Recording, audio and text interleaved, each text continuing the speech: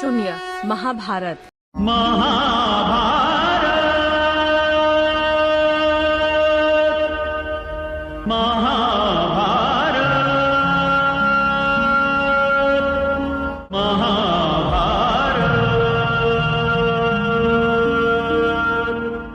भाग 2.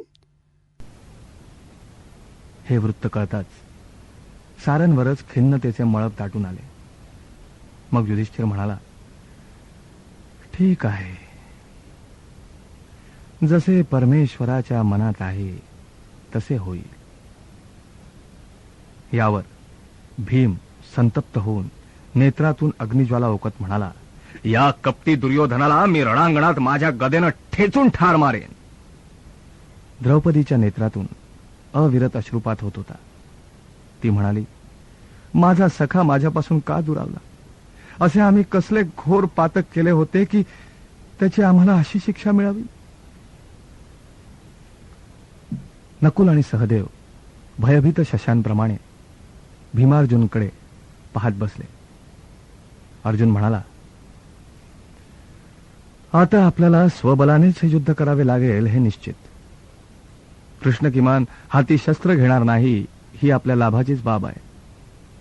आता आपणाकडे एकूण 9 अक्षौहिणी सेना आहे.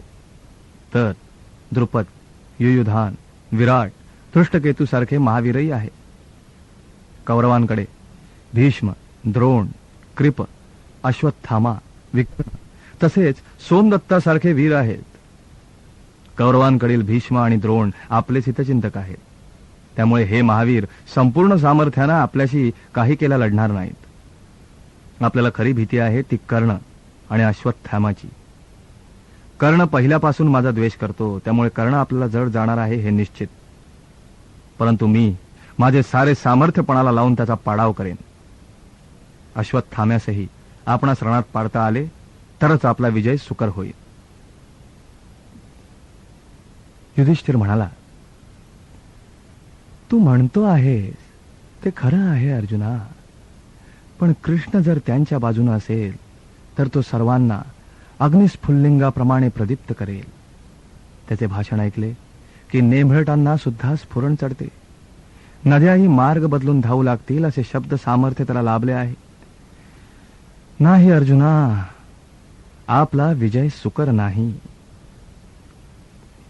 भीम काडकन शड्डू ठोकत आरक्त नेत्र करत म्हणाला, हे बंधो, असे भयभीत भाषण फक्त तूच करू शकतोस. तुझ्यामध्ये पुरुषार्थ असा नाहीच. आपल्यावर झालेल्या अन्यायाचे तुला काहीच वाटत नाही. आपल्याला भोगाव्या लागलेल्या यमयातनांचे तुला विस्मरण झालेले दिसते.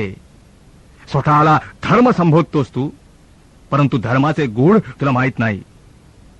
आम्हाला वडीलपणाचा धाक दाखवत आमच्या पुरुषार्थास दडपणे तेवढे तुला चांगले जमते.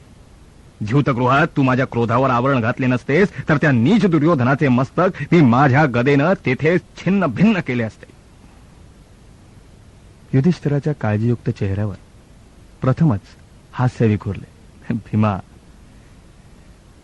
तुम्हाला मी फक्त वस्तुस्थिती सांगितली.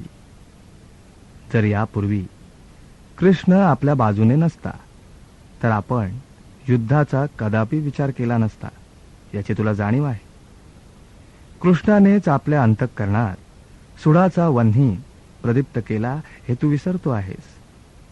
आता आपण युद्धाची घोषणा केली आहे आणि नेमकी त्यावेळेस कृष्णाने बाजू बदलली आहे. आपण आता माघारही घेऊ शकत नाही, याची मला चांगली जाणीव आहे. आता आपण या परिस्थितीतून चांगला मार्ग कसा काढायचा हे पाहायला हवे. कसला मार्ग? द्रौपदीनं आशेनं विचारले. द्रौपदी, तुझी कृष्णावर अनन्यसाधारण भक्ती आहे. तो तुझ्या शब्दांबाहेर जाणार नाही असा विश्वास मला वाटतो. कृष्ण काही स्वखुशीने दुर्योधनाच्या पक्षाला मिळालेला नाही. केवळ दिल्या शब्दाच्या पेचात सापडून त्याला कौरवांची बाजू घ्यावी लागली आहे. याचाच आपण चांगला फायदा करून घेऊ शकतो. कृष्णाला जर तू खासगीत भेटलीस आणि कौरवांचा भेद सांगण्याचे किंवा त्यांचा पराजय कसा करता येईल याचे रहस्य विचारलेस तर तो तुला निश्चितपणे सांगेल. शिवाय कौरवांकडची विदुर संजयासारखी माणसेही आपल्या बाजूला आहे. ते आपल्याला मदत करू शकतील. तेच आपल्याला विजयाचा मार्ग दाखवू शकतील. कृष्ण माझ्या शब्दाबाहेर जाणार नाही याची मला खात्री आहे, द्रौपदी प्रसन्न होत म्हणाली. या नव्या कल्पनेने पांडवांच्या मनात आनंद दाटून आला. भीम तेवढा तटस्थ होता. तो म्हणाला, कृष्ण कसाही असला तरी तो दुटप्पी नाही. तो श्रेष्ठ राजकारणी आहे हे खरे, पण तो वचनभंग करणार नाही. त्याला आता जर दुर्योधनाची बाजू घ्यावी लागली असेल तर तो काहीही झाले तरी ती बाजू सोडणार नाही. शिवाय आपण पराक्रमी आहोत आणि आपल्या बुद्धिचातुर्यावर आपला विश्वास आहे. आपण छलकपटाने दुर्योधनाचा घात करण्यापेक्षा मग आत्मघात का करून घेऊ नये. आपण आजवर अनंत यातना भोगल्या आहेत. आपण राज्य भ्रष्ट होऊन 14 वर्षे वणवण करत भटकलो आहोत आणि आता आपण पुन्हा राज्य प्राप्त करण्यासाठी युद्धाचा पट अंथरला आहे. युद्धात बाहुबल महत्वाचे आहे बंधो. छलकपट अधर्माचे लक्षण आहे आणि त्याला तुझ्यासारख्या धर्मपंडिताने समर्थन द्यावे हे आश्चर्य आहे. भीमा, धर्म सूक्ष्म आहे. भल्या भल्यांना त्याचे नीटपणे आकलन झाले नाही. सामान्य व्यक्ती सरधोपट धर्मतत्व हेच आदर्श ठेवतात आणि त्याप्रमाणे जगतात. आपण येथे युद्ध फक्त राज्यप्राप्तीसाठी करतो आहोत काय याचा विचार करायला हवा. कौरवांनी आपल्याला प्रथमपासून द्वेषबुद्धीने अलग ठेवले. त्यांनी द्वेषबुद्धीने आपल्या वधाचे प्रयत्न केले. कधी तुला विष खाऊ घातले तर कधी जिवंत जाळण्याचा प्रयत्न केला. त्यांनी वारंवार कपट केले असूनही आपण कधीही आजवर असत्याचा मार्ग धरला नाही. परंतु आज युद्धाची दुंदुभी फुंकली गेली आहे. आपली बाजू सत्याची की असत्याची हे युद्धातील जय पराजय ठरवणार आहे. या जगतातील व्यवहार धर्म असा आहे की जो जिंकतो त्याचीच बाजू सत्य आहे असे मानले जाते. पराजिताचे सत्य ही असत्य ठरते. त्याला अनंत दूषणे दिली जातात आणि अधमकोटीत ढकलले जाते. जर आपला पराजय झाला तर आपल्या यातनांचे सारे संदर्भ बदलतील. सत्तेसाठी हपापलेल्या भावांनी सुबुद्ध कौरवांशी रक्तरंजित युद्ध केले आणि त्यात त्यांचा विनाश झाला असेच लोक म्हणतील. लोकोक्तीत फार मोठे सामर्थ्य आहे. लोक जेत्यांना डोक्यावर घेतात आणि पराजितांना पापी मानतात. आपणही हरलो तर पापी ठरू. मग या आपल्या धर्माचरणाची आणि सत्याची किंमत ती काय? लोक ते कधीच जाणू शकणार नाहीत आणि लोक जे जाणत नाहीत त्याचे काही एक मूल्य नाही. हिरा जोवर मातीत गाडला गेला आहे तोवर त्याचे कुणाला आकर्षण असणार?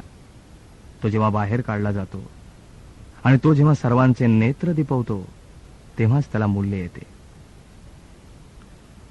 भीम यावर म्हणाला, आपण आपल्या अंतरात्म्याला पटणाऱ्या सत्याचा मार्ग धरून चालणार आहोत की लोक काय म्हणतील याचा विचार करून चालणार आहोत हे आपण प्रथम ठरवायला हवे. जी गोष्ट आपल्या अंतरात्म्याला मान्य नाही ती शब्दांचे मधुर अवगुंठन घालून लोकांसमोर कितीही प्राप्त जय जयकार होऊन झाली तरी माझ्या मते त्याची काही एक किंमत नाही. शेवटी सत्य आणि धर्म याची मर्यादा ही आपल्या आपल्यापुरती घालून घ्यावी लागते आणि त्या मर्यादेतच जीवन जगावे लागते. आपण आपल्या मर्यादा सोडून धर्माचा उपमर्दच करत नाही आहात काय? जर आपण व्यवहार धर्माचा विचार करत असू तर आपल्याला दुर्योधनाला दोष देण्याचा तरी काय अधिकार आहे? मला वाटते दादा, आपण आता कृष्णाबद्दल सारे काही विसरावे आणि स्वबलावर युद्धाची सिद्धता करावी. द्रौपदी यावर अग्निप्रलयाप्रमाणे संतप्त होऊन उद्गारली, याचा अर्थ तुम्हाला माझ्या मानभंगाची काहीच पर्वा नाही असा होतो. तुमच्या प्रतिज्ञांचे काय झाले की एका दुर्बल स्त्रीला तेवढ्यापुरतं सांत्वन लाभावे म्हणून त्या केल्या होत्या? भीम यावर व्यथित होऊन म्हणाला, द्रौपदी, माझ्या प्रतिज्ञांचे मला एक क्षणही विस्मरण झालेले नाही. देहात प्राण आहे तोवर मी त्या प्रतिज्ञा पार पाडणारच. मग आपण आपल्यातच का वाद घालतो आहोत? आपल्याला विजय हवा आहे आणि त्या अधमांचा विनाश. मी कृष्णाची अवश्य भेट घेईन. भीम सोडून इतरांच्या मुखावर समाधान पसरले.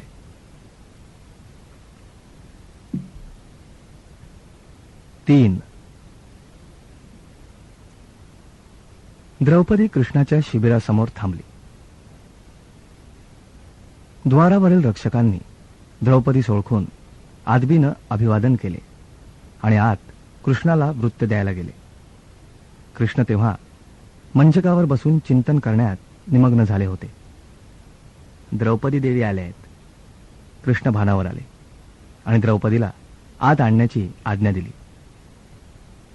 द्रौपदी साध्या वेशात होती, पण तरीही ती एखाद्या विद्युल्लतेसारखी तेजस्वी दिसत होती. तिचा क्रोध जणू तिच्या नेत्रात साकळला होता.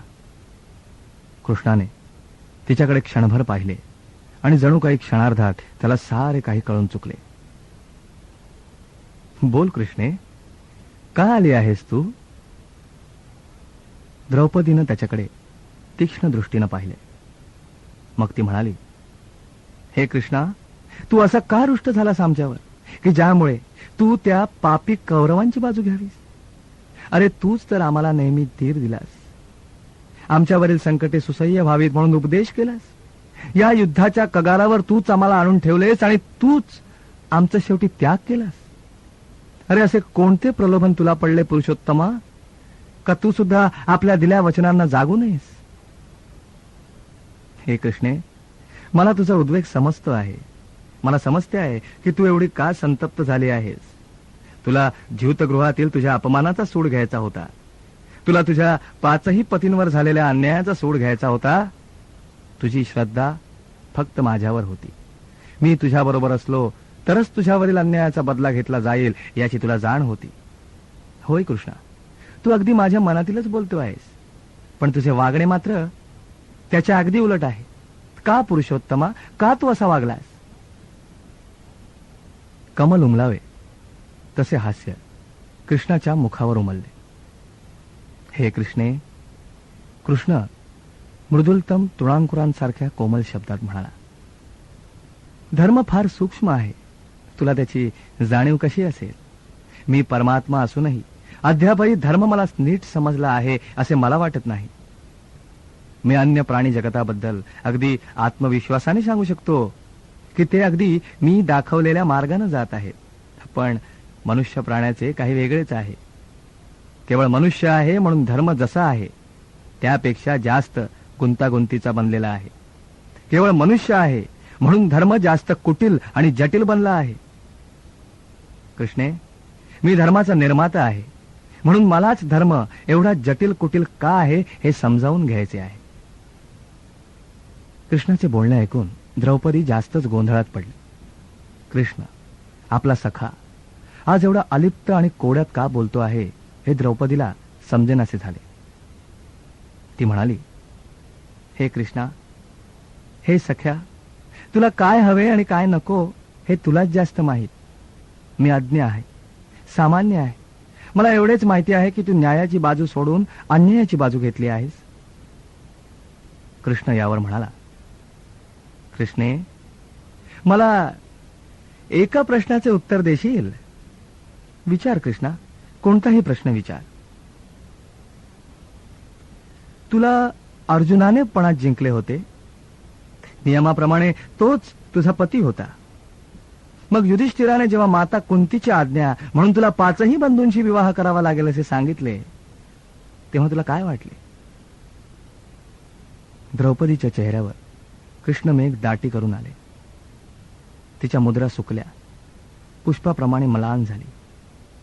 तिच्या कंठातून शब्द फुटेनासा झाला. बोल कृष्णे, माझ्यापासून काही लपवू नकोस. कृष्ण जरा मोठ्याने म्हणाला. त्याची मुद्रा गंभीर झाली होती. त्याच्या चेहऱ्यावरचे तेज उगवत्या सूर्याप्रमाणे वाढले होते.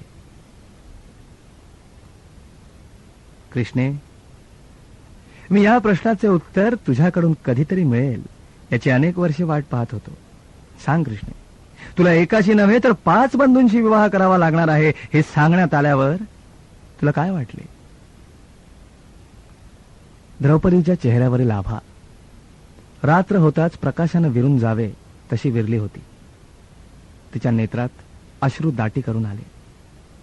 ती खाली बसली, मस्तक झुकवले. अश्रूंचा महापूर वाहू लागला. रात्रीने पहाट होण्याची वाट पाहावी तेवढ्याच आतुरतेने द्रौपदी काही बोलेल याची कृष्ण वाट पाहत होता. का हा प्रश्न विचारलास कृष्ण, का? कृष्णाने प्रत्युत्तर दिले नाही. तो शांतपणे आपल्या आसनावर बसून राहिला. द्रौपदीला बोलावे लागेलच हे जणू त्याला माहीतच होते. का माझ्या हृदयावर आता ओरखडे काढतोयस कृष्णा, का?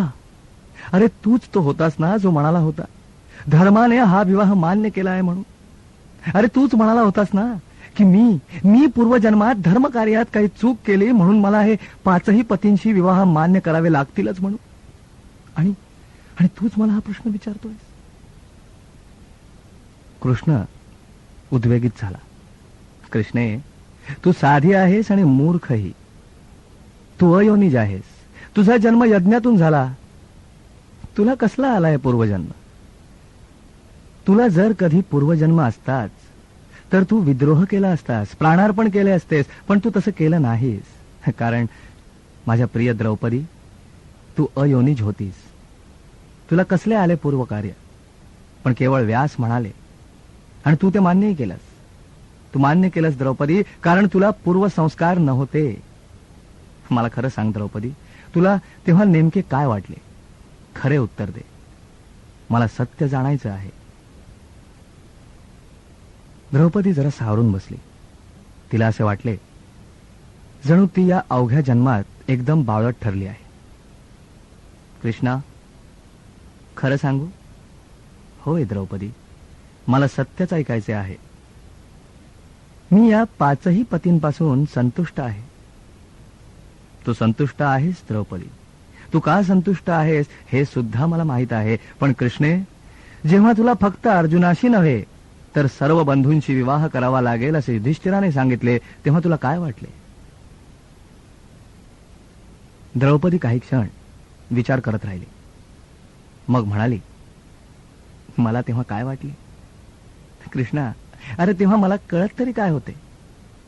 मला एवढंच माहित होते की जसे मला वागायला सांगितले गेले आहे तसेच मी वागले पाहिजे. हे खरे की मला अर्जुनाचे आकर्षण वाटले होते, पण तेही जेव्हा त्याला प्रथम पाहिले तेव्हा. मुळातच माझ्या पित्यानं माझ्यासाठी एवढा अवघडपण का ठेवला होता हेच मला समजले नव्हते. मग द्रौपदी बोलायची थांबली तेव्हा कृष्णाने विचारले, मला विवाह म्हणजे काय, स्त्री पुरुष संबंध नेमके काय असतात हेच माहित नव्हते. मी वयात आले आहे आणि आता स्वयंवरात मला योग्य असा पती मी निवडायला हवा असेच मला सांगण्यात आले होते. मग कृष्णे, जेव्हा कर्णानं धनुष्य उचलले तेव्हा मी सूतपुत्राशी विवाह करणार नाही असे तू का म्हणालीस? कृष्णाने विचारले. मला तसे सांगण्यात आले होते. द्रौपदी मळभावून आलेल्या स्वरात म्हणाली. म्हणजे? कृष्णाने अंमळ आश्चर्याने विचारले. मला तसे तातांनी सांगितले होते. या जगात हा पण पूर्ण करू शकतील असे 2च पुरुष आहेत, पण यात दोहोत एक मला योग्य नाही. तो खालच्या जातीचा आहे. तुला त्याला नाकारावे लागेल असे तात म्हणाले. मी तातांची आज्ञा अव्हेरू शकत नव्हते. त्यांची जशी इच्छा होती तसेच मी वागले. कृष्णाच्या मुखावर पुन्हा स्मित उमलले. म्हणजे तुला अर्जुनाशी का विवाह करायचा आहे हे सांगण्यात आले नव्हते? नाही पुरुषोत्तमा, एक पुरुष कर्ण आहे हे सांगण्यात आले होते, परंतु दुसरा कोण आहे याची मला मुळीच माहिती नव्हती. हे दयाघना, तुम्हीही स्वयंवरास उपस्थित होता. अर्जुन ब्राह्मण वेशात होता. त्याची वस्त्रे मलिन होती आणि तो अतिसामान्य दिसत होता. परंतु मला माझ्या तातांनी जशी आज्ञा दिली होती त्याप्रमाणे त्याच्या गळ्यात वरमाला घालण्याखेरीज मला गत्यंतरच नव्हते. मी आज्ञाधारक कन्येप्रमाणे वागले. मी माझा धर्म पाळला. परंतु द्रौपदी, जेव्हा तुला 5 बंधूंशी विवाह करावा लागेल असे युधिष्ठिराने सांगितले तेव्हा तुला काय वाटले? मला काय वाटले ते मला कोणी विचारलेच नाही कृष्णा. धृष्टद्युम्न अशा विवाहाच्या विरोधात होता. तात गोंधळून गेले होते, पण व्यासांनी या विवाहाचे समर्थन केले. असा विवाह धर्मसंगत आहे असे सांगितले. मला धर्मज्ञांच्या इच्छा डावलता येणे कसे शक्य होते? कृष्ण आसनावरून उठून उभा राहिला आणि द्रौपदी जवळ आला. तिचा चेहरा वर उचलला आणि तिच्या कमल नयनात दाटून आलेले अश्रू उत्तरीयाने टिपले. हे सखे, तुझी वेदना मला समजली, आणि तरीही कृष्णा तू दुर्योधनाची बाजू घेत आहेस.